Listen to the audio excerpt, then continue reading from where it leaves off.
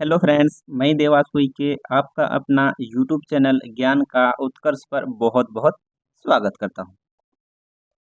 तो दोस्तों, हम यूजीसी नेट इतिहास 2018 का क्वेश्चन पेपर सोल्व कर रहे हैं। ओके, इससे पहले पार्ट फर्स्ट आ चुका है। पार्ट फर्स्ट में हम 1 से लेकर के 50 तक के क्वेश्चन को सोल्व कर चुके हैं। ये जो है हमारा आज का ये पार्ट सेकंड है। ओके, तो आज हम पार्ट सेकंड में प्रश्न नंबर 51 से लेकर के प्रश्न नंबर 100 तक हम देखेंगे, सोल्व करेंगे। ओके, और दोस्तों, यदि आपको हमारा यह पीडीएफ चाहिए तो डिस्क्रिप्शन में मैं आपको हमारा टेलीग्राम चैनल का लिंक दे दूंगा। उस लिंक के जरिए आप हमारे टेलीग्राम चैनल में ज्वाइन हो जाइएगा। वहां पर आपको हमारा ये पीडीएफ मिल जाएगा। ओके, तो चलिए दोस्तों, बगैर देरी किए स्टार्ट करते हैं। प्रश्न नंबर 51वां है।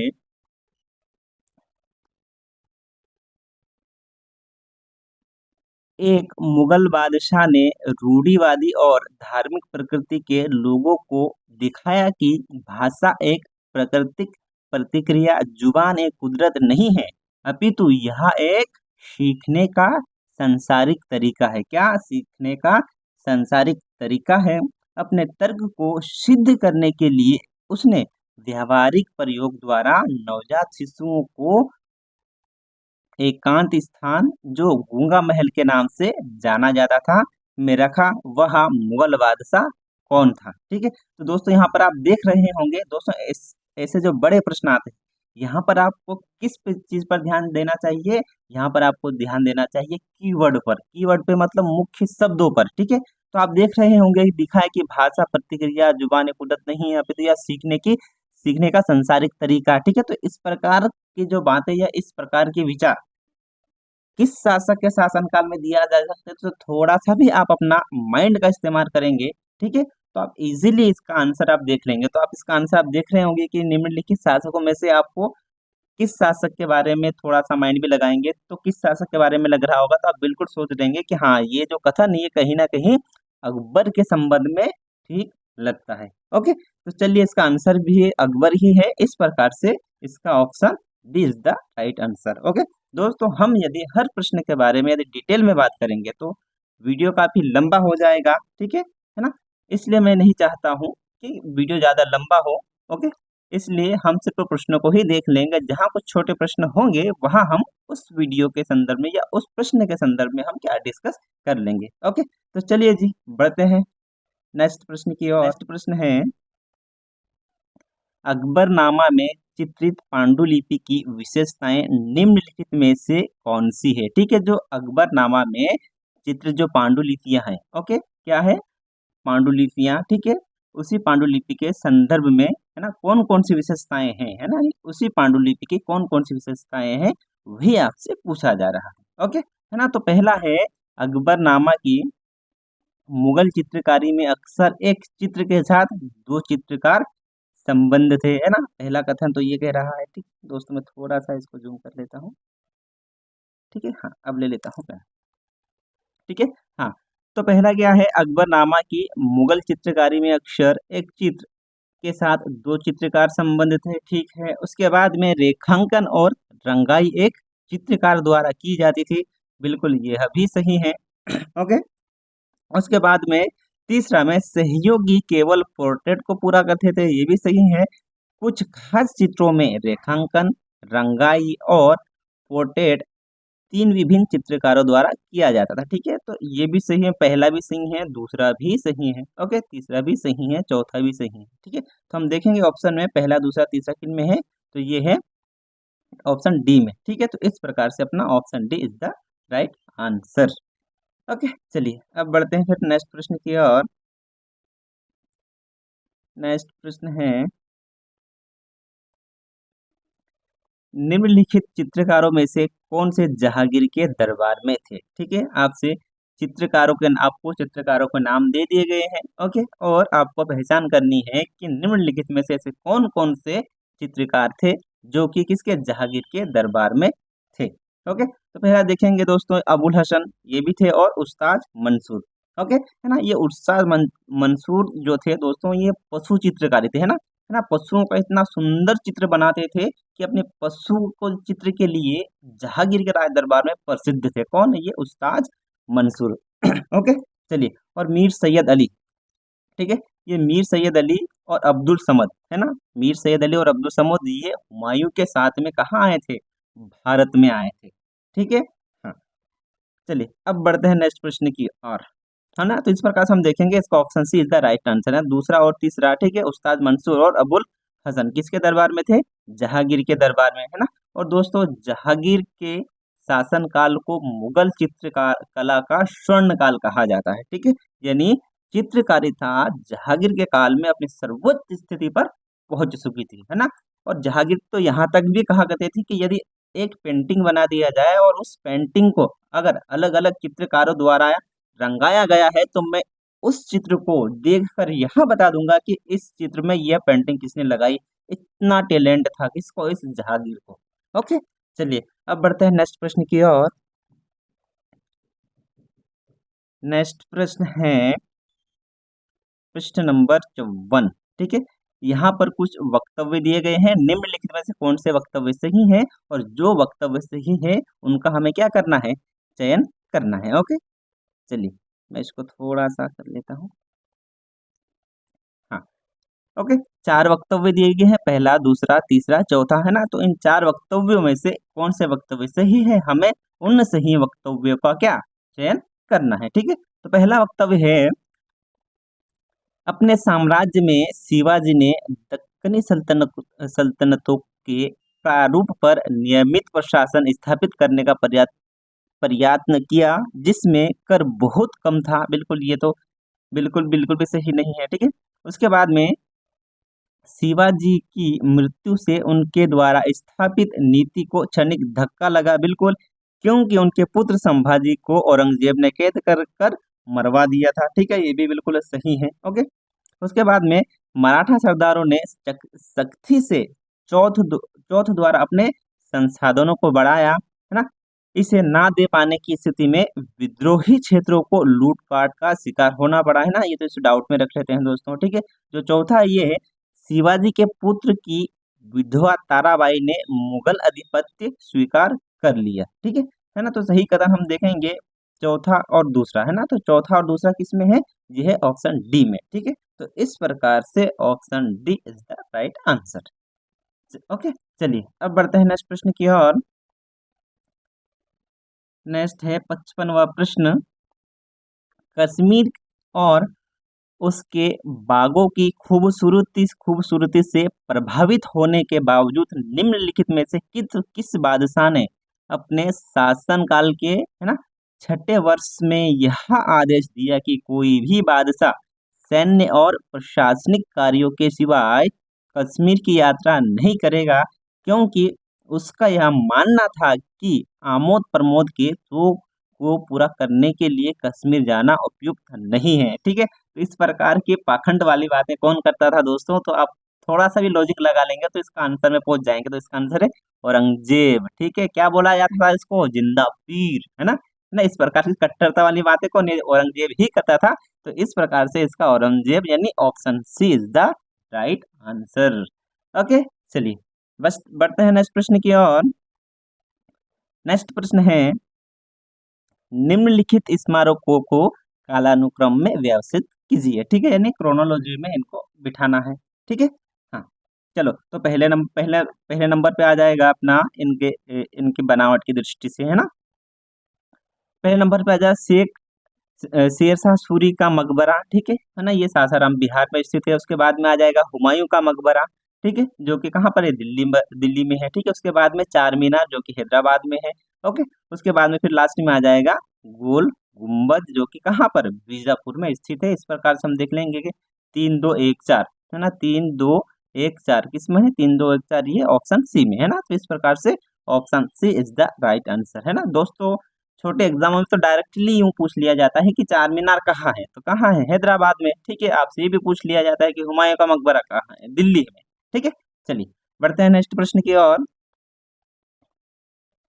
नेक्स्ट प्रश्न है, नेक्स्ट प्रश्न में दोस्तों सूची फर्स्ट को सूची सेकंड से क्या मिलान करनी है। ठीक है, सूची फर्स्ट में जैन शब्दावलियां दी गई है और सूची सेकंड में कुछ उनका अर्थ दिए गए हैं। ओके, तो चलिए उनको मिलान करते हैं। ठीक है, तो पहला भद्रक ना, तो भद्रक का है, ये है दिगंबर मंदिर प्रबंधक को क्या कहा जाता है, भद्रक। ओके, चलिए उसके बाद में क्षुल्लक है ना, क्षुल्लक क्षुल्लक का आ जाएगा चौथा नहीं, दिगंबर जैन मुनि के दीक्षा संस्कार के आरंभिक व्यवस्था को क्या कहा जाता है, ये कहा जाता है क्षुल्लक। ओके, उसके बाद में श्रावक है ना, ये होते हैं जैन उपासकों को क्या कहा जाता है, श्रावक। ओके, उसके बाद यति, यति मतलब श्वेतांबर भिक्षु जो धार्मिक दिनचर्याओं का अच्छी तरह से जो पालन करते हैं उन्हें यति कहा जाता है। ओके, तो हम देखेंगे इस प्रकार से option A is the right answer. Okay, चलिए बढ़ते हैं नेक्स्ट प्रश्न की ओर। नेक्स्ट प्रश्न है, ओके दोस्तों, नेक्स्ट प्रश्न जो है कथन एवं कारणों से संबंधित प्रश्न है। ओके, थोड़ा सा इसको फिर से जूम कर लेता हूँ।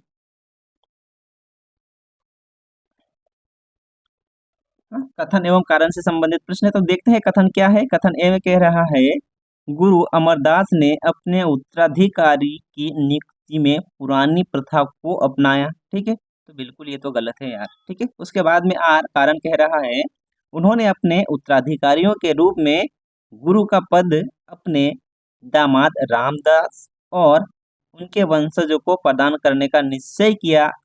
इस प्रकार गुरु के पद को वंशानुगत बनाया गया। ठीक है, तो इस प्रकार से आर बिल्कुल सही है। ठीक है, और ए गलत है, तो हम देखें कि ए गलत लेकिन आर सही है, तो इस प्रकार से क्या option D is the right answer. Okay, चलिए बढ़ते हैं नेक्स्ट प्रश्न की ओर। नेक्स्ट प्रश्न है, सरहिंद आक्रमण के बाद बंदा बहादुर ने बादशाह की उपाधि धारण की एक नया कैलेंडर आरंभ किया और किन गुरुओं के नाम वाले सिक्के जारी किए, है ना, तो ये जारी किए भाई साहब गुरु नानक और गुरु गोविंद सिंह। किसके, गुरु नानक और गुरु गोविंद सिंह। तो किसमें ये है, ऑप्शन बी में। इस प्रकार से option B is the right answer. Okay, चलिए बढ़ते हैं नेक्स्ट प्रश्न की ओर। नेक्स्ट प्रश्न है दोस्तों, यहाँ कुछ लेखक एवं उनकी रचनाएं दी गई है, उन रचनाओं में से कौन सा सुमेलित नहीं है उसका हमें क्या चयन करना है। ठीक है, मतलब निम्न इस प्रश्न को ही पढ़ देता हूँ यार। ओके, हाँ, निम्नलिखित लेखकों और रचनाओं में से कौन सा युग्म सुमेलित नहीं है, चार युग्म दिए गए हैं, इनमें से कोई एक सुमेलित नहीं है, तो उसी का हमको क्या चयन करना है। ओके, तो पहला है निजामुद्दीन अहमद, उनके बुक का नाम है तबाकत अकबरी, बिल्कुल सही है। ओके, खफी खाम है ना, खफी खाम महज नहीं, खफी खान की बुक है लुबाब, मुंतखापुत लुबाब बुक है किसकी, इस खफी खान की। ओके, उसके बाद में अब्दुल हमीद लाहौरी की बुक है पादशाहनामा, बिल्कुल सही बुक है। ठीक है, फेमस बुक है ये तो। ठीक है, उसके बाद में मोहम्मद काजिम है ना, मोहम्मद काजिम की रचना है आलमगीर नामा। ठीक है, तो जो गलत है, जो सुमेलित नहीं है, वो है ऑप्शन बी में खफी खाम का ये मासिर ए आलमगीरी बता रहा है, जबकि खफी खान का क्या है, मुंतखब उत लुबाब। इस प्रकार से option D is the right answer. Okay, चलिए अब बढ़ते हैं नेक्स्ट प्रश्न की ओर। नेक्स्ट प्रश्न है, हाँ, नेक्स्ट प्रश्न भी कथन एवं कारण से संबंधित प्रश्न है। इस प्रकार के प्रश्नों को सोल्व करने के लिए मैंने पहले ही बता दिया हूँ कि इनके बीच में हम क्या लगाते हैं, क्योंकि या बिकॉज लगाते हैं। ठीक है, हाँ, तो पढ़ देता हूँ कथन। अकबर भूमि की पैमाइश और राजस्व की नगद उगाही के विस्तार का इच्छुक था। इस क्षेत्र में वह किसी भी प्रकार का समझौता करने के कठोरता से किया था। ठीक है ना, इस क्षेत्र में वह किसी भी प्रकार का समझौता को कठोरता से किया था, बिल्कुल सही है, क्योंकि अकबर के इन सुधारों को शाह मंसूर और टोडरमल के नेतृत्व में लागू किया गया, लेकिन बिहार बंगाल में विद्रोह भड़क उठा। बिल्कुल सही है दोस्तों। ठीक है, यदि हम बीच में लगाते हैं क्योंकि, है ना, तो कथन ए और आर दोनों सही हैं तथा आर ए की सही व्याख्या भी करती है। ठीक है, तो इस प्रकार से हम देखेंगे तो option A is the right answer. Okay, चलिए बढ़ते हैं नेक्स्ट प्रश्न की ओर। नेक्स्ट वी हैव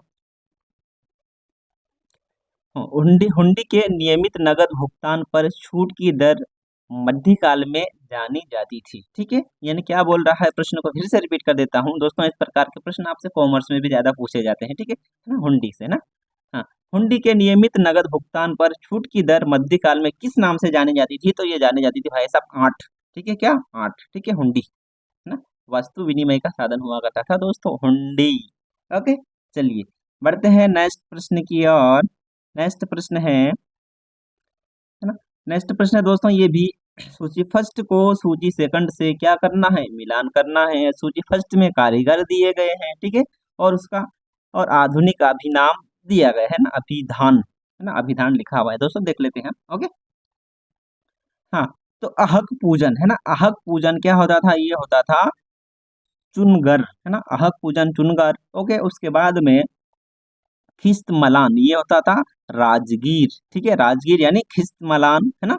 उसके बाद में फर्नी फर्निनकार ये होता नक्काशकार। ठीक है, उसके बाद में सुर्की खोब है ना, ये तो ईंट तोड़ने वाली मशीन। ठीक है, ये प्रश्न काफी डिफिकल्ट प्रश्न है दोस्तों। इस प्रकार से प्रश्नों को काफी आपको डीपली पढ़ना होता है। ठीक है ना, तो इस प्रकार के प्रश्नों को यदि थोड़ा सा आपको लॉजिक भी लगाएंगे तो आप देखेंगे कि फर्नीचर यानी फर्नीचर जैसा कुछ शब्द दिख रहा है, तो फर्नीचर में क्या हम नक्काशीदार जैसे शब्दों को हम इस्तेमाल करते हैं। ठीक है, जो कारीगर जैसे लोग करते हैं, है ना, तो ये नक्काशकार जैसे जो शब्द आपको दिखाई दे रहा है, तो ऐसे आपको कीवर्ड को देख करके आप प्रश्न के नजदीक पहुंच सकते हैं या प्रश्न के उत्तर के नजदीक पहुंच सकते हैं। ओके, तो इस प्रकार से काफी डिफिकल्टी प्रश्न होते हैं, और ऐसे प्रश्न किसी से भी नहीं बनता, जो हर किसी से नहीं बनता है। ठीक है ना, जो आपसे नहीं बनता है वो सामने वाले जो आपका कॉम्पिटिटर है उससे भी नहीं बनेगा। ऐसे प्रश्नों में आपको ज्यादा टेंशन लेने की आवश्यकता नहीं होनी चाहिए। ओके, चलिए बढ़ते हैं नेक्स्ट प्रश्न की ओर।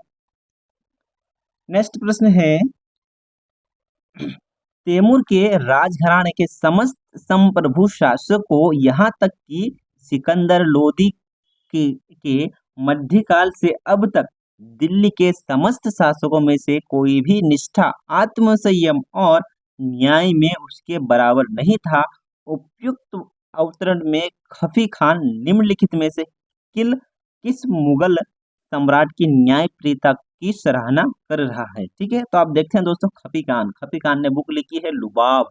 ठीक है, मुंतखब उत लुबाब। ठीक है, तो वो किसके दरबार में था? यदि आपको इतना मालूम होता ना तो इसका आप आंसर आसानी से कर लेते हैं। ठीक है, तो इसका आंसर है औरंगजेब। ओके, चलिए बढ़ते हैं नेक्स्ट प्रश्न की ओर।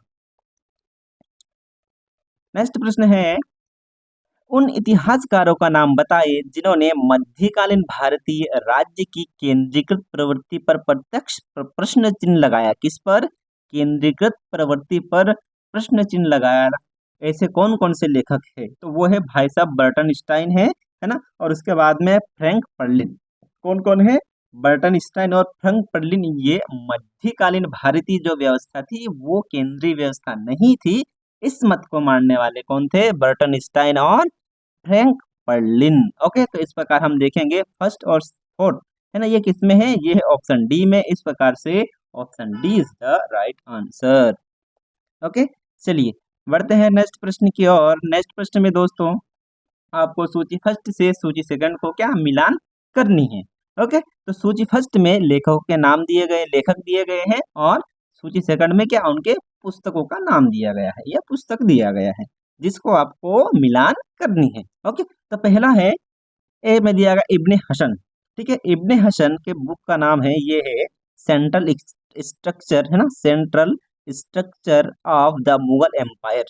ठीक है, और उसके बाद में पी शरण है ना, पी शरण ने लिखा है the provincial government of the Mughal. Okay, उसके बाद में मोरलैंड मोरलैंड ने लिखा India at the death of Akbar. Okay, उसके बाद में एम अतहर अली है ना, एम अतहर अली इन्होंने लिखा सी, इसमें आज मिल जाएगा, ये मिल जाएगा the Mughal nobility under Aurangzeb. Okay दोस्तों, इस प्रकार के प्रश्न, काफी प्रश्न हर एग्जाम में आपको देखने को ही मिलेंगे। मैं एक बार प्रश्न को फिर से रिपीट कर देता हूँ। ठीक है, हाँ, इब्ने हसन है ना, इब्ने हसन लिखा द सेंट्रल स्ट्रक्चर, यानी सेंट्रल स्ट्रक्चर किसने लिखा? ये लिखा है इब्ने हसन ने। ओके, और पी शरण ने the provincial government of the Mughal. ठीक है, यानी पा से पी शरण, पा से प्रोविंशियल है ना। इस प्रकार से आपको वर्ड कीज को आपको मिलान करके ट्रिक बना करके याद रखना चाहिए दोस्तों। तो आप, मुझे लगता है कि इस ट्रिक से आप जल्दी उन चीजों को अपने माइंड में याद कर पाएंगे। ठीक है, यानी पी से पीसर एंड पा से प्रोविंशियल, है ना, इस प्रकार से भी आप याद रख सकते हैं। ओके, है ना। और उसके बाद मोरलैंड, है ना, मोरलैंड का नाम काफी प्रसिद्ध है। ठीक है ना। इन्होंने लिखा है India at the death of Akbar, है ना, यानी इंडिया डेथ ऑफ अकबर है। अकबर के बाद वाली, अकबर के साथ वाली जो घटना, किसके साथ में, घटना के संदर्भ में कौन लिखते हैं, तो ये लिखते हैं मोरलैंड। ठीक है। ओके। उसके बाद में M Athar Ali the Mughal nobility under Aurangzeb, यानी औरंगजेब के संदर्भ में स्टेटमेंट कौन करते हैं, ये करते हैं एम अतहर अली। ओके, है ना। तो इस प्रकार के शब्दों को आप, है ना, लेखक को, है ना, और उनके बुक्स के साथ में थोड़ा सा माइंड में सेव करके रख सकते हैं, या किसी भी प्रकार का आप अपने माइंड में ट्रिक बना करके याद रख सकते हैं। ओके, या आप इस प्रकार के प्रश्नों को नोट कर लें अपनी बुक में और उनको बार बार रिवीजन करें, है ना, तो वो चीजें आपके माइंड में सेव रहेगी, क्योंकि इस प्रकार से प्रश्न अक्सर पूछे ही जाते हैं। ओके, चलिए बढ़ते हैं नेक्स्ट प्रश्न की ओर। नेक्स्ट प्रश्न है, डुप्ले की अवज्ञा कर ला बुरदानो द्वारा अंग्रेज ईस्ट इंडिया कंपनी को पुनः मद्रास लौटा दिए जाने के पीछे निम्नलिखित में से कौन सा कारक नहीं था। मैं प्रश्न को फिर से पढ़ देता हूं कि डुप्ले की अवज्ञा कर, है ना, डुप्ले की अवज्ञा कर ला बुरदानो द्वारा, किसके द्वारा, ला बुरदानो द्वारा अंग्रेजी ईस्ट इंडिया कंपनी को पुनः मद्रास को लौटा दिए जाने के पीछे निम्नलिखित में से कौन सा कारण नहीं था। जो कारण नहीं था, है ना, आपसे नहीं पूछा जा रहा है दोस्तों। ठीक है ना। तो जो नहीं है वही हमें क्या बताना है। ओके, हाँ, तो डुप्ले की सत्ता के समक्ष समर्पण ना कर अपनी स्वतंत्रता को जताना, ठीक है, ये भी था, है ना। संभव था ब्रिटिश ईस्ट इंडिया कंपनी ने स्वयं के लिए उसे कोई उपहार प्राप्त हुआ था, है ना। उसके बाद में फिर तीसरा, थर्ड है, लाबुर्दानो ने पहले ही अंग्रेजों को फिरौती के बदले मद्रास लौटा देने के लिए वचन दे दिया था। ठीक है, ये भी हो सकता है ना। उसके बाद में फ्रांस की घरेलू सरकार ने लाबुर्दानो को बंदरगाह छोड़कर वापस मॉरिशस मॉरिशस लौट जाने का आदेश दिया था। ठीक है ना। जो नहीं था, मुझे डाउट लग रहा है डी, है ना, तो इस प्रकार से option D is the right answer. Okay, चलिए बढ़ते हैं नेक्स्ट प्रश्न की ओर। 67, है ना, अब जाएंगे हम 68। प्रश्न नंबर 68 है, किस अधिनियम में सर्वप्रथम अनुसूचित जातियां शब्द प्रयुक्त किया गया। ओके, क्या पूछा जा रहा है आपसे, प्रश्न में आपसे पूछा जा रहा है किस विधान में सर्वप्रथम अनुसूचित जातियां शब्द प्रयुक्त किया था, यानी अनुसूचित जातियां शब्द का इस्तेमाल किस अधिनियम में किया गया था, ये आपसे प्रश्न में पूछा जा रहा है। तो प्रश्न काफी इजी था, है ना, ये 1935 का गवर्नमेंट ऑफ इंडिया एक्ट, ठीक है, इसमें अनुसूचित जातियां शब्द का प्रयोग किया गया था। ओके, तो इस प्रकार से हम देखेंगे option C is the right answer. Okay, चलिए बढ़ते हैं नेक्स्ट प्रश्न की ओर।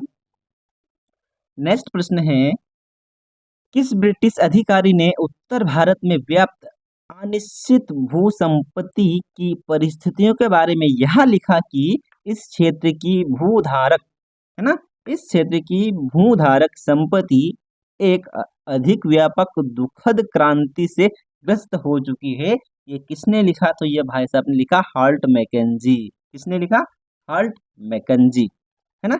चलिए, हाल्ट मैकेंजी, टॉमस मुंड्रो का आपने नाम सुना होगा, है ना। भारत में कृषि व्यवस्था के संदर्भ में हाल्ट मैकेंजी ने कौन सी व्यवस्था स्टार्ट करी थी, आप कमेंट में आप बताइएगा। ओके, चलिए बढ़ते हैं नेक्स्ट प्रश्न की ओर।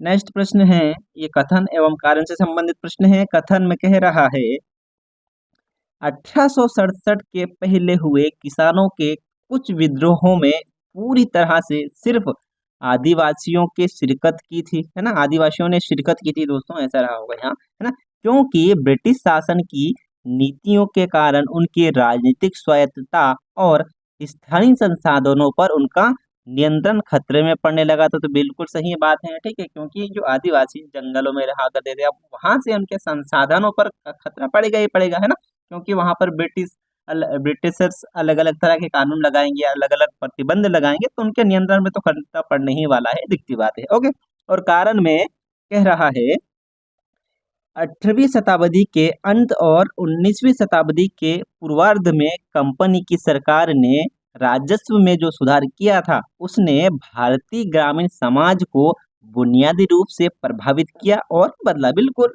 प्रभावित भी किया और बदला। क्या प्रभावित किया, क्या बदला? मतलब ज्यादा कर लगाएंगे, ज्यादा टैक्स लगाएंगे तो क्या प्रभावित होगा? कैसा प्रभावित होगा? यानी आर्थिक रूप से कमजोर होगा। ओके, तो इस प्रकार से हम यदि बीच में क्योंकि लगाते हैं तो ए और आर दोनों सही हैं तथा आर ए की सही व्याख्या करती है। इस प्रकार से option A is the right answer. Okay, चलिए बढ़ते हैं नेक्स्ट प्रश्न की ओर।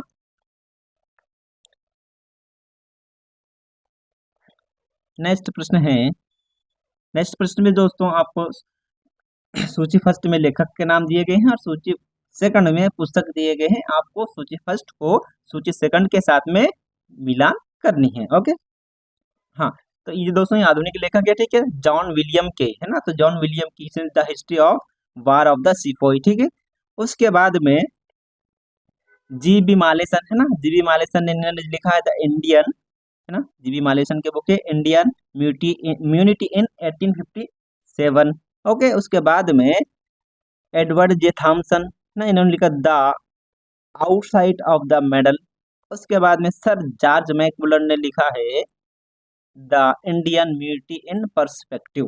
ओके दोस्तों, इस प्रकार से प्रश्नों को भी आपको नोट बना करके रखना चाहिए। मैंने भी इस प्रकार के सारे जो प्रश्न थे उनको अपने एक बुक में एक नोट्स बनाया था और उनको बार बार रिवीजन किया करता था, क्योंकि इन टॉपिक्स से प्रश्न मिलेंगे ही मिलेंगे, है ना। और यहाँ से तो एक प्रश्न आपके एमपीपीएससी असिस्टेंट प्रोफेसर जो कि 9 जून 2024 को हुआ था, उसमें भी यहाँ से प्रश्न पूछा गया था दोस्तों। ओके, तो ये प्रश्न कहीं ना कहीं आपके लिए बहुत ही महत्वपूर्ण है ना। तो यदि आप एक बार नोट बना लेंगे इस प्रकार के प्रश्न को तो आपके वो लाइफ टाइम के लिए सिक्योर हो जाएगा और जब जब एग्जाम आते रहेंगे तो आप उसका रिवीजन कर सकते हैं। ओके, चलिए बढ़ते हैं नेक्स्ट प्रश्न की ओर।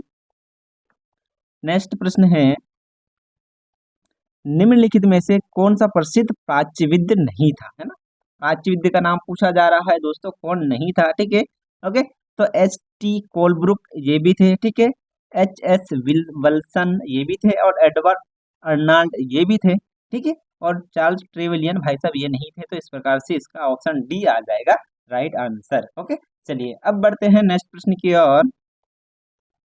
नेक्स्ट प्रश्न है, निम्नलिखित में से किस मुसलमान विचारक ने भारत में उलेमाओं को स्वतंत्रता के संघर्ष के लिए भारतीय राष्ट्रीय कांग्रेस के साथ सहयोग करने के लिए तैयार किया, है ना। मैं प्रश्न को फिर से पढ़ देता हूं कि निम्नलिखित में से किस मुसलमान विचारक ने भारत में उलेमाओं को स्वतंत्रता के संघर्ष के लिए भारतीय राष्ट्रीय कांग्रेस के साथ सहयोग करने के लिए तैयार किया? तो ये किया जमाल अल दिन अफगानी। किसने किया?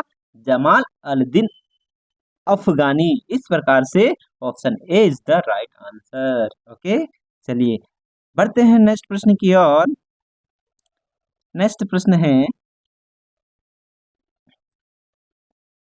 ज्योतिबा फुले द्वारा प्रसारित विचारकों के संबंध में निम्नलिखित में से कौन से कथन सही नहीं है? ओके दोस्तों, ये जो 4 स्टेटमेंट दिए गए हैं इनमें से ज्योतिबा फुले के विचार दिए गए हैं, उनमें से जो विचार नहीं है उसका हमें क्या चयन करना है। ओके, तो पहला है, उनके शब्द और कार्यकलाप सार्वभौमिक मानवतावाद के रूप को प्रस्तुत करते हैं। बिल्कुल सही है भाई साहब ये तो। ओके, उसके बाद में बी में, फुले ने समानता और तर्क संगत पर निर्मित एक नए सामाजिक ढांचे के लिए कार्य किया। ये भी बिल्कुल सही है। फुले ने अपने आप को न केवल ब्राह्मणवादी संस्कृति प्रणाली से बाहर रखा बल्कि हिंदू समाज से भी बाहर रखा है। तो बिल्कुल ये तो गलत ही है ना। आप स्टेटमेंट को देखकर ही समझ सकते हैं। ओके, उसके बाद में फुले ने उन सभी हिंदू धर्म ग्रंथों को अस्वीकार किया जो ब्राह्मण वर्ग के अधिपत्य को वैधता प्रदान कर देते। तो इस प्रकार से डी भी सही है। तो इस प्रकार से हम देखेंगे option C is the right answer. Okay, चलिए बढ़ते हैं नेक्स्ट प्रश्न की ओर। नेक्स्ट प्रश्न है, निम्नलिखित गवर्नर जनरलों में से किसको दयालु क्लीमेंसी विशेषण से संबोधित किया जाता था? मतलब ऐसा कौन सा गवर्नर जनरल था जिसको दयालु नाम से संबोधित किया जाता था? तो ये भाई साहब थे लॉर्ड कैनिंग। ओके, कौन थे? Lord Canning. दोस्तों आपसे प्रश्न है कि किस गवर्नर जनरल के शासनकाल में 1857 की क्रांति हुई थी? आप बताइएगा। चलिए मैं ही बता देता हूँ किसके काल में हुआ था। लॉर्ड कैनिंग के ही शासनकाल में। ओके, चलिए जी बढ़ते हैं नेक्स्ट प्रश्न की ओर। नेक्स्ट प्रश्न है, किसके द्वारा लॉर्ड कर्जन को लिखे गए एक भारतीय अर्थव्यवस्था पर खुले पत्रों ने ब्रिटिश भारतीय सरकार को एक आधिकारिक खंडन प्रकाशित करना पड़ा और साथ ही सुधारवादी आर्थिक कदम भी उठाने पड़े? ठीक है, तो आप देखेंगे दोस्तों इस प्रकार के जो स्टेटमेंट होंगे तो वो सिद्ध होगा आरसी दत्त, है ना, आरसी दत्त। ठीक है, हाँ मैं प्रश्न को फिर से पढ़ देता हूँ, है ना, क्योंकि इंडियन इकोनॉमी से प्रश्न हर एग्जाम में आपको देखने को मिलेंगे और इन फ्यूचर में जो भी एग्जाम होंगे वहां पर भी देखने को ही मिलेंगे। ओके, है ना। तो किसके द्वारा लॉर्ड कर्जन को लिखे गए भारतीय अर्थव्यवस्था पर खुले पत्रों ने ब्रिटिश भारतीय सरकार को एक आधिकारिक खंडन प्रकाशित करना पड़ा और साथ ही सुधारवादी आर्थिक भी कदम उठाने पड़े? ठीक है ना। तो ये भाई साहब थे अपने आरसी दत्त। ओके, चलिए बढ़ते हैं नेक्स्ट प्रश्न की ओर। नेक्स्ट प्रश्न है,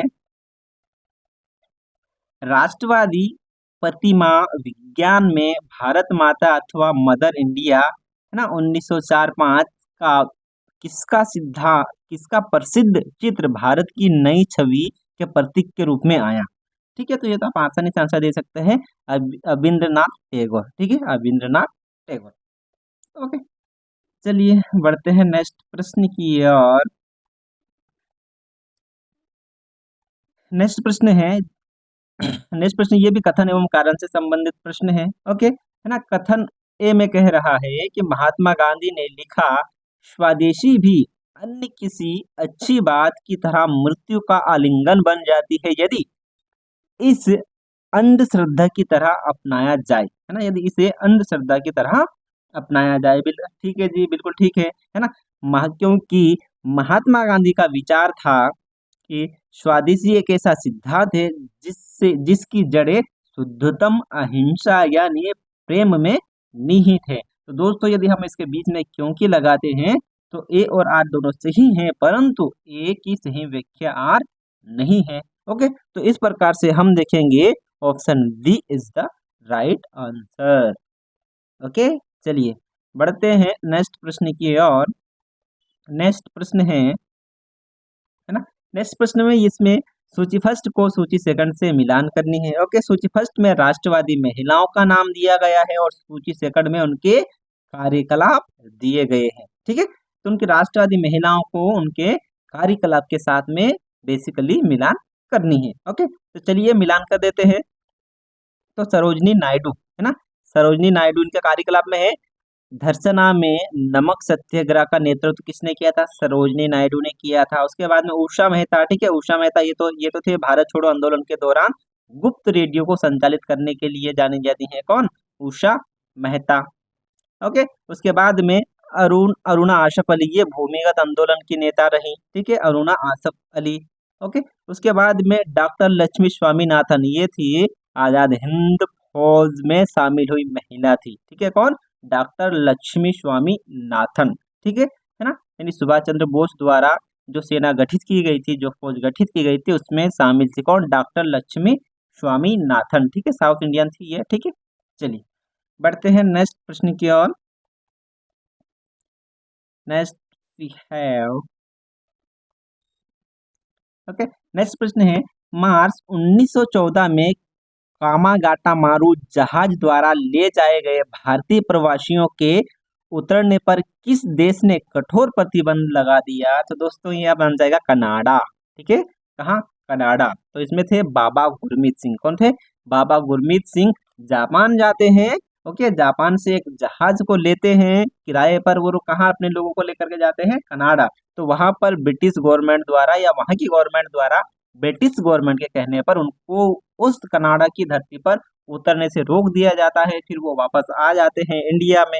ओके, कब? 1914 की घटना है। तो यहाँ पर ये गोलीकांड हो जाता है। उसी कांड को कहा जाता है कामागाटा मारूकांड। ओके दोस्तों, यहाँ से भी आपके असिस्टेंट प्रोफेसर जो 9 जून 2024 को जो पेपर हुआ था वहां से यहाँ वहां पर ये भी प्रश्न पूछा जा चुका है, तो इसी घटना से रिलेटेड प्रश्न आपसे पूछा जा चुका है। ठीक है ना। बाबा गुरमीत सिंह का नाम पूछा गया था, है ना। ओके, चलिए बढ़ते हैं नेक्स्ट प्रश्न की ओर। नेक्स्ट प्रश्न है, मुस्लिम लीग द्वारा अपनाए गए रास्ते में नरमी का रुख लाए जाने के उद्देश्य से निम्नलिखित उच्च स्तरीय समझौता वार्ताओं को कालानुक्रम में क्या करना है, व्यवस्थित करना है भाई साहब, क्रोनोलॉजी ऑर्डर में जमाना है। ओके, तो सबसे पहले आ जाएंगे भाई साहब राजा जी गोपालाचारी फॉर्मूला। कब आया था ये, है ना, आप मुझे कमेंट में बताइएगा। ओके, उसके बाद में गांधी जिन्ना गांधी वार्ता, उसके बाद में आ जाएगा आपका भूलाबाई देसाई लिकायत अली समझौता, है ना, उसके बाद में शिमला कॉन्फ्रेंस, है ना। तो इस प्रकार से चौथा तीसरा पहला, है ना, चौथा तीसरा पहला दूसरा किस में आ जाएगा, ये आ जाएगा ऑप्शन डी में। इस प्रकार से option D is the right answer. चलिए बढ़ते हैं नेक्स्ट प्रश्न की ओर। नेक्स्ट प्रश्न है, ब्रिटिश शासन से स्वतंत्रता प्राप्त करने के पश्चात पंडित जवाहरलाल नेहरू को याद दिलाते हुए स्वतंत्रता भारत को मिली है ना कि कांग्रेस को, यह आग्रह किसने किया कि कैबिनेट निर्माण में दलीय संबंध को ध्यान में रखे बिना योग्यतम व्यक्तियों को सम्मिलित किया जाना चाहिए। ठीक है ना। तो ये कथन किसने रखा, तो ये कथन था भाई महात्मा गांधी का। ठीक है, चलिए मतलब ये कथन किसने कहा था कि स्वतंत्रता जो है वो भारत को मिली है ना कि कांग्रेस पार्टी को। ओके, ये कथन किनका था, तो ये कथन था महात्मा गांधी का। ओके, चलिए बढ़ते हैं नेक्स्ट प्रश्न की ओर।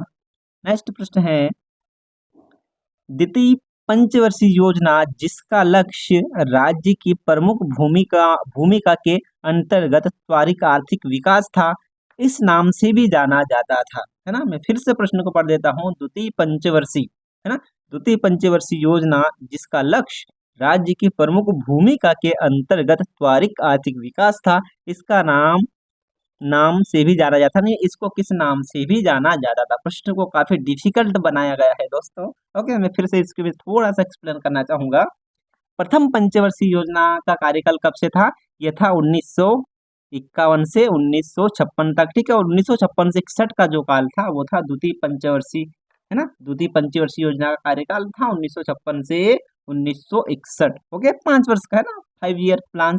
ओके, तो जो द्वितीय पंचवर्षीय योजना था उस पंचवर्षीय योजना को पीसी महानोबोलिस योजना के भी नाम से जाना जाता था। क्यों, क्योंकि ये बहुत बड़े अर्थशास्त्री थे और उन्होंने इस पर विचार दिया था। इसीलिए जो द्वितीय पंचवर्षीय योजना थी उस द्वितीय पंचवर्षीय योजना को पीसी महानोबोलिस योजना के भी नाम से जाना जाता है। तो यही आपसे प्रश्न में पूछा जा रहा है, लेकिन यहाँ पर जरा प्रश्न को थोड़ा सा आपको क्या डिफिकल्ट बना दिया गया है। ओके, चलिए जी बढ़ते हैं नेक्स्ट प्रश्न की ओर।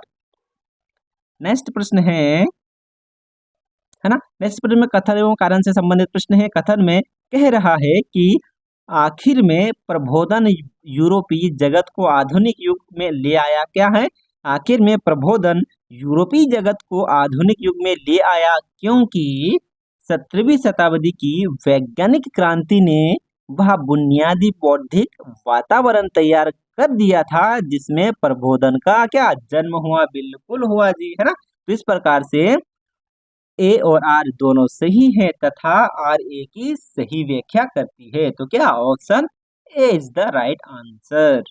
ओके, चलिए बढ़ते हैं नेक्स्ट प्रश्न की ओर। नेक्स्ट प्रश्न भी ये है, सूची फर्स्ट को सूची सेकंड से मिलान करनी है। सूची फर्स्ट में लेखक का नाम दिया गया है और सूची सेकंड में क्या, उसको बुक के शीर्षक दिए गए हैं। ओके, है ना। चलिए मैं थोड़ा सा इसको इधर ले लेता हूँ। हाँ, तो के आर कानूनगो, है ना, तो के आर कानूनगो की बुक का शीर्षक है हिस्ट्री ऑफ द जाट, है ना, यानी हिस्ट्री ऑफ जाटों का इतिहास किसने लिखा है, भाई आर के कानूनगो भाई साहब ने लिखा है। ओके, उसके बाद में रघुवीर सिंह, है ना, तो रघुवीर सिंह ये आ जाएगा मालवा इन ट्रांजिशन, है ना, ये मालवा इन ट्रांजिशन किसने लिखा है, रघुवीर सिंह ने। ओके, और जे डी कनिंगम, है ना, जे डी कनिंगम भाई साहब की हिस्ट्री ऑफ द सिख, है ना, कनिंगम, तो कनिंगम ने सिखों का इतिहास लिखा है। ओके, उसके बाद में जेम्स आर टाड, है ना, तो ये आप देखिए जेम्स आर टाड, तो ये लिखा है the James of Tod history of the Marathas. ठीक है, मराठास किसने लिखा? ये जेम्स आर टाड ने। तो इस प्रकार से हम देखेंगे तो option D is the right answer. Okay, है ना दोस्तों। मैं ये आपका पीडीएफ जो है वो अपने टेलीग्राम चैनल पर मैं शेयर कर दूंगा, तो आप हमारे टेलीग्राम के जरिए इस पीडीएफ को डाउनलोड कर सकते हैं। ओके, और इस टेलीग्राम का पीडीएफ सॉरी इस टेलीग्राम का लिंक जो है वो मैं अपने वीडियो के डिस्क्रिप्शन में दे दूंगा, जहां पर आप क्लिक कर आप हमारे टेलीग्राम चैनल को ज्वाइन कर लीजिएगा और वहां से ना ये पीडीएफ को डाउनलोड कर लीजिएगा। ओके, ताकि आप अपने घर में भी प्रैक्टिस कर सके। ओके, चलिए बढ़ते हैं नेक्स्ट प्रश्न की ओर। नेक्स्ट प्रश्न है, निम्नलिखित वक्तव्यों में से कौन सा एक सही नहीं है? ओके, थोड़ा सा देख लेता हूँ रिकॉर्ड हो रहा है क्या? यस, हो रहा है।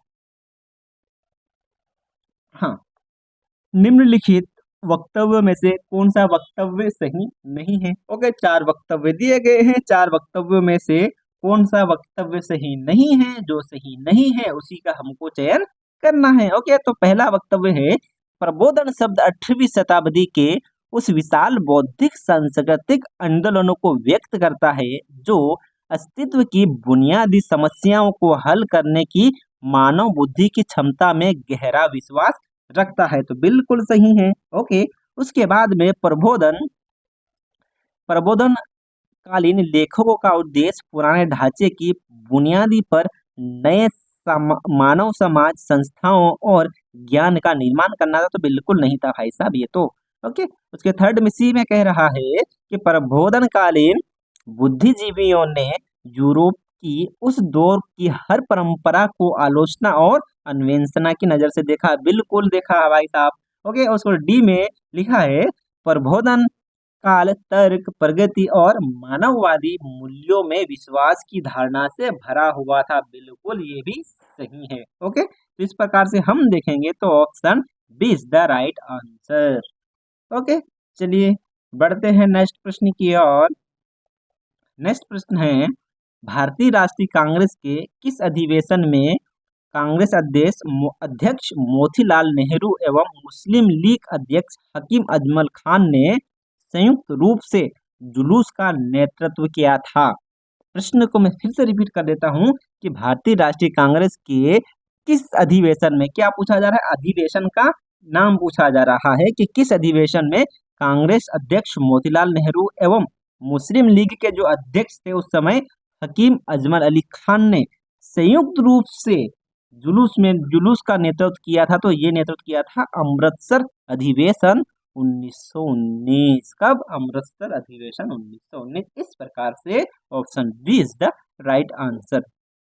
ओके, उसके बाद में नेक्स्ट प्रश्न है, अपने विचारों को संचारित करने के लिए महात्मा गांधी निम्नलिखित में से किस समाचार पत्र से संबंधित नहीं है? ओके, यानी महात्मा गांधी के प्रमुख समाचार पत्र दे दिए गए हैं, इनमें से जो महात्मा गांधी का समाचार पत्र नहीं है उसका हमको चयन करना है। ओके, तो हरिजन ये भी है, बिल्कुल सही है।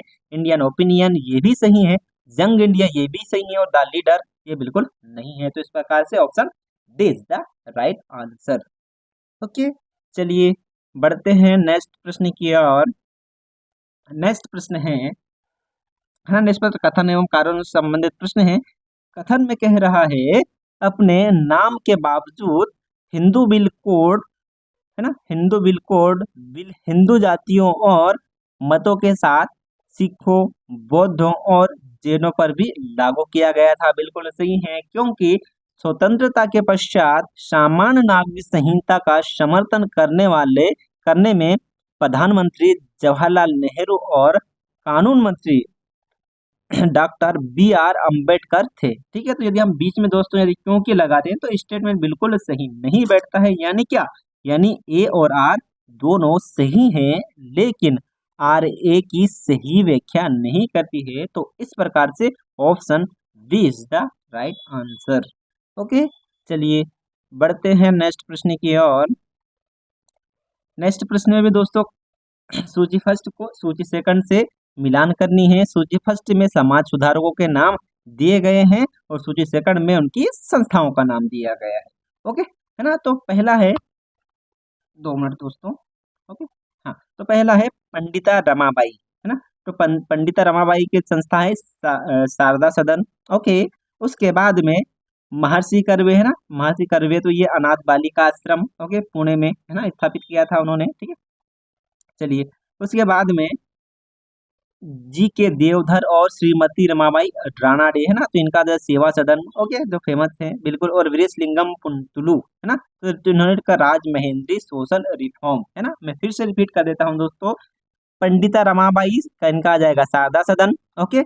महर्षि डी के कर्वे इनका आ जाएगा अनाथ बालिका आश्रम, ओके। उसके बाद में जी के देवधर और श्रीमती रमाबाई रानाडे इनका आ जाएगा सेवा सदन। और वीरेशलिंगम पुंतलु इनका आ जाएगा Rajamahendri social reform association, okay. चलिए, इस प्रकार से क्या है, option D is the right answer, okay. चलिए, बढ़ते हैं नेक्स्ट प्रश्न की ओर। नेक्स्ट प्रश्न ये भी कथन एवं कारण से संबंधित प्रश्न है। कथन कथन में लिखा है, पुनर्जागरण काल के मानववादियों का मानना था कि क्लासिक की पूरा सामग्री में साहित्यिक, बौद्धिक, कलात्मक और नैतिक श्रेष्ठता का भंडार भंडार था। बिल्कुल सही है, हम बीच में लगाएंगे क्योंकि, है ना, क्योंकि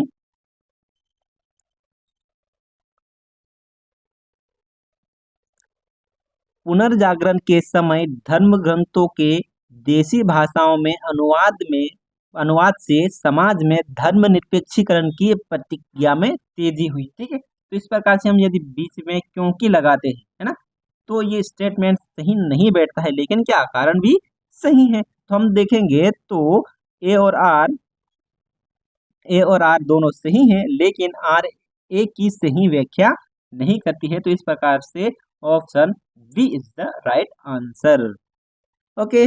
चलिए, फिर बढ़ते हैं नेक्स्ट प्रश्न की ओर। नेक्स्ट प्रश्न है, राष्ट्रवादी गायक पंडित विष्णु दिगंबर पुसलुकर ने 1901 में अपना पहला गंधर्व महाविद्यालय कहाँ स्थापित किया, है ना। बहुत मोस्ट इंपोर्टेंट प्रश्न है दोस्तों, कि राष्ट्रवादी गायक जो थे पंडित विष्णु दिगंबर पुसलुकर, उन्होंने 1901 में अपना पहला गंधर्व महाविद्यालय कहाँ स्थापित किया था। तो ये स्थापित किया था लाहौर में। कहाँ, लाहौर में। इस प्रकार से इसका option D is the right answer, okay. चलिए, बढ़ते हैं नेक्स्ट प्रश्न की ओर। नेक्स्ट प्रश्न है, थोड़ा सा मैं इसको जूम कर लेता हूँ थोड़ा सा, ताकि ये दिखे मैं। नेक्स्ट प्रश्न है, उत्तर आधुनिकतावाद के बारे में निम्नलिखित में से कौन सा कथन सही नहीं है, है ना। तो 4 कथन दे दिए गए हैं, किसके संदर्भ में, उत्तर आधुनिकतावाद के संदर्भ में, है ना। तो उनमें से 4 स्टेटमेंट में से जो स्टेटमेंट सही नहीं है, क्या लिखा है, सही नहीं है, उसी का हमको क्या चयन करना है। तो पहला स्टेटमेंट है,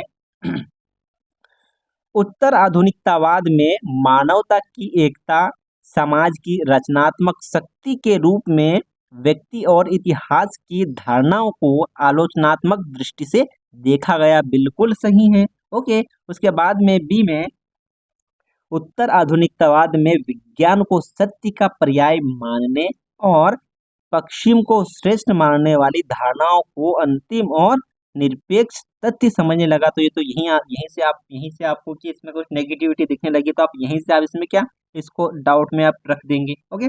उसके बाद में सी में कह रहा है, उत्तर आधुनिकतावाद में अध्ययन की शास्त्रीय सीमाएं धूमिल पड़ने लगी और मानवीय अध्ययन के केंद्र में नारीवाद, नृविज्ञान, नगरी एवं सांस्कृतिक अध्ययन जैसे विषय आ गए। बिल्कुल सही है भाई साहब, ओके।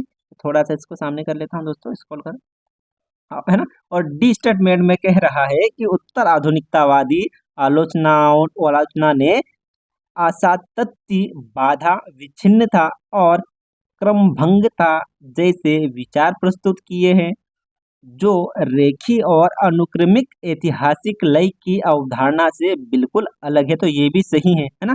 तो जो जो सही नहीं है वो है ऑप्शन बी में, ओके। तो इस प्रकार से इसका option B is the right answer, है ना। मैं थोड़ा सा ले लेता हूँ, है ना, इधर, है ना। तो ये option B is the right answer, okay. जो सही नहीं है, वही आपसे पूछा था, है ना। तो ऑप्शन बी में जो है वो स्टेटमेंट बिल्कुल सही नहीं है। तो इस प्रकार से option B is the right answer. चलिए बढ़ते हैं नेक्स्ट प्रश्न की ओर। नेक्स्ट प्रश्न है 19वीं शताब्दी के 60 के दशक के आरंभिक वर्षों में किस प्रांत ने निजी कंपनियों को निवेश पर निश्चित लाभ उपलब्ध कराए जाने के आधार पर सिंचाई नहरों को बनाए जाने का कदम उठाया? उस राज्य का नाम पूछा जा रहा है या उस प्रांत का नाम पूछा जा रहा है, तो वो प्रांत था आपका मद्रास। कौन सा? मद्रास। ओके, चलिए नेक्स्ट प्रश्न है भारत में उपाश्रयी अध्ययन परियोजना का सदस्य निम्नलिखित में से कौन नहीं है? और जो नहीं है उसी का हमको चयन करना है। ओके, है ना। तो पहला है उपाश्रयवादी, है ना, तो गायत्री चक्रवर्ती स्वीपाक ये भी है ना, दीपेश चक्रवर्ती ये भी है। ओके, है ना। और उसके बाद में शाहिद आमीन ये भी है ना। जो रामचंद्र गुहा है ये सामल्टनवादी है ना। ये उपाश्रयवादी का नाम है, ठीक है ना। जो नहीं है ना, तो ये है, ठीक है। तो इस प्रकार से option D is the right answer, ठीक है। हाँ, यानी उपाश्रयवादी गायत्री चक्रवर्ती भी है, स्वीपक भी है, दीपेश चक्रवर्ती भी है और शाहिद आमीन भी है, ठीक है। जबकि रामचंद्र गुहा नहीं है, तो इसका option D is the right answer. Okay, चलिए बढ़ते हैं नेक्स्ट प्रश्न की ओर। नेक्स्ट प्रश्न भी सूची फर्स्ट को सूची सेकंड से मिलान करनी है। ओके, सूची फर्स्ट में लेखक लेखक दिए गए हैं और सूची सेकंड में उन लेखकों के बुक्स का नाम दिया गया है। ओके, तो चलिए मिलान करते हैं, है ना। तो बेनेडिक्ट एंडरसन, है ना, बेनेडिक्ट एंडरसन की, है ना, इनके बुक का नाम आ जाएगा इमेजिन्ड कम्युनिटीज 1983। ओके, उसके बाद में अर्नेस्ट गेलनर, है ना, अर्नेस्ट गेल का आ जाएगा नेशनल एंड नेशनलिज्म 1983।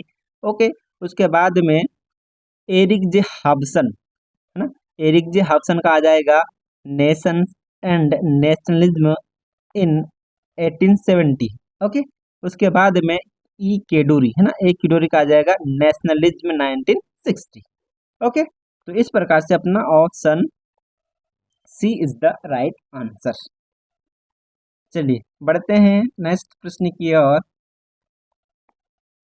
नेक्स्ट प्रश्न है, नेक्स्ट प्रश्न भी दोस्तों आपसे कथन एवं कारण से संबंधित प्रश्न है। ओके, तो कथन में कह रहा है कि ऐसा माना जाता है कि ऐतिहासिक पद्धति ऐसा विज्ञान है जो मनुष्य के उन विचारों तथा परिस्थितियों का अध्ययन करता है जो उसके सत्य या औचित्य, है ना, सत्य या औचित्य का अनुकूलन करते हैं। बिल्कुल सही है। ओके, और आर में क्योंकि ज्ञान का शास्त्र होने के कारण यह प्राकृतिक विज्ञान से पूरी तरह से अलग है, क्योंकि इसका कोई सार्वभौमिक नियम नहीं होता है। ठीक है, तो दोस्तों यदि हम बीच में क्योंकि लगाते हैं तो ये बिल्कुल भी स्टेटमेंट सही नहीं बैठता है। तो इस प्रकार से ए तथा आर दोनों सही हैं, लेकिन आर ए की सही व्याख्या नहीं करती है। तो इस प्रकार से option B is the right answer. Okay, चलिए बढ़ते हैं नेक्स्ट प्रश्न की ओर। नेक्स्ट प्रश्न है नीचे लिखे गए शब्द किस इतिहासकार के हैं, है ना। तो कुछ शब्द लिखे गए हैं, है ना, तो ये शब्द किस इतिहासकार के हैं वही हमें पहचानना है। तो क्या शब्द लिखे गए, चलिए एक बार पढ़ लेते हैं। ओके, किसी भी देश के इतिहास में कालों का बंटवारा और उन्हें परिभाषित करना समस्यापूर्ण मुद्दा है। जी हाँ, बिल्कुल मुद्दा है। भारत के विषय में तो यह विशेषकर ऐसा ही है, क्योंकि हमारे इतिहासकारों जिनमें आरंभ आरंभ में सभी ब्रिटिश थे, उन्होंने अपने यूरोपीय अनुभव से, है ना, अपने यूरोपीय अनुभव से प्राचीन, मध्य और आधुनिक काल काल के विभाजन का प्रतिमान लिया, बिल्कुल लिया भाई साहब, है ना, जो यहाँ के लिए कतई सटीक नहीं था। बिल्कुल सही बात है।